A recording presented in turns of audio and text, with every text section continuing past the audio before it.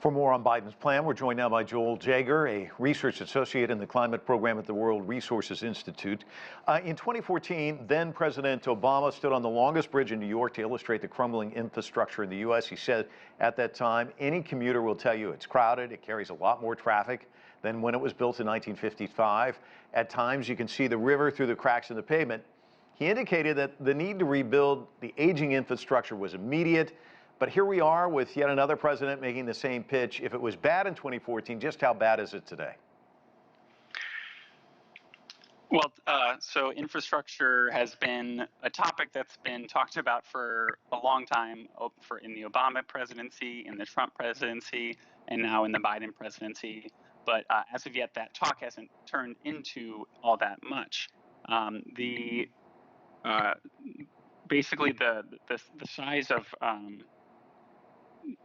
the infrastructure packages that Biden is proposing here would actually not even be enough to make up for all of the infrastructure, like for how far we are behind on the infrastructure package, like the infrastructure needs of the country.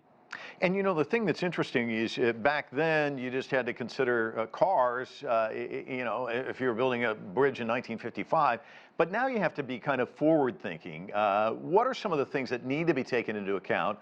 Obviously, climate change, I imagine, will be one, for example.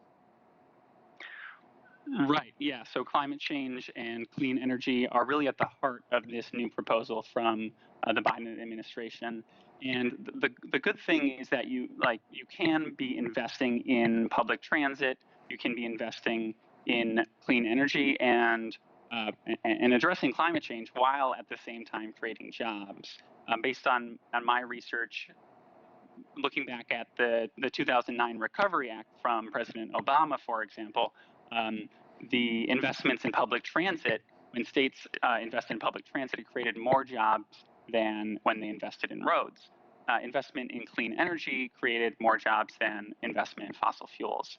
And so it is possible to do both of these at once. And I think that what people think of as infrastructure is more than just roads and bridges. It is everything that underpins our economy and makes it work.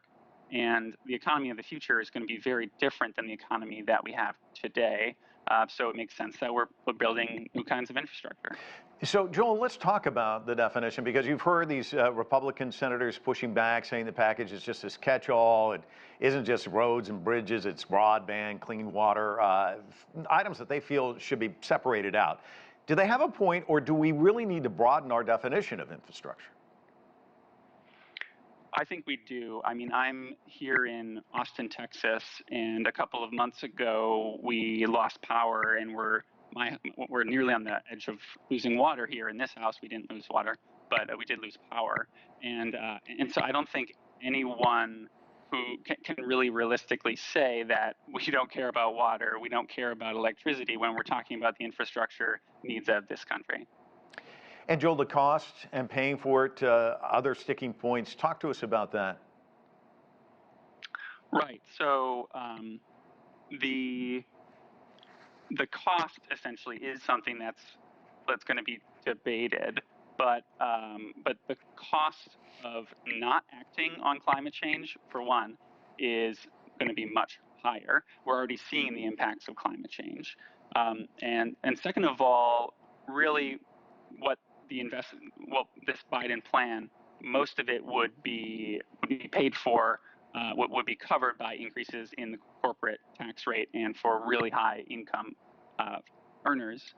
But essentially, investing in infrastructure, when you put $1 in the economy in infrastructure, you get more than $1 back, and so it will grow the economy faster than you would normally, and that will actually decrease the needs to pay it back. And I really don't think you can find many economists you can find politicians that don't say it's worth it, but it's hard to find economists that say that.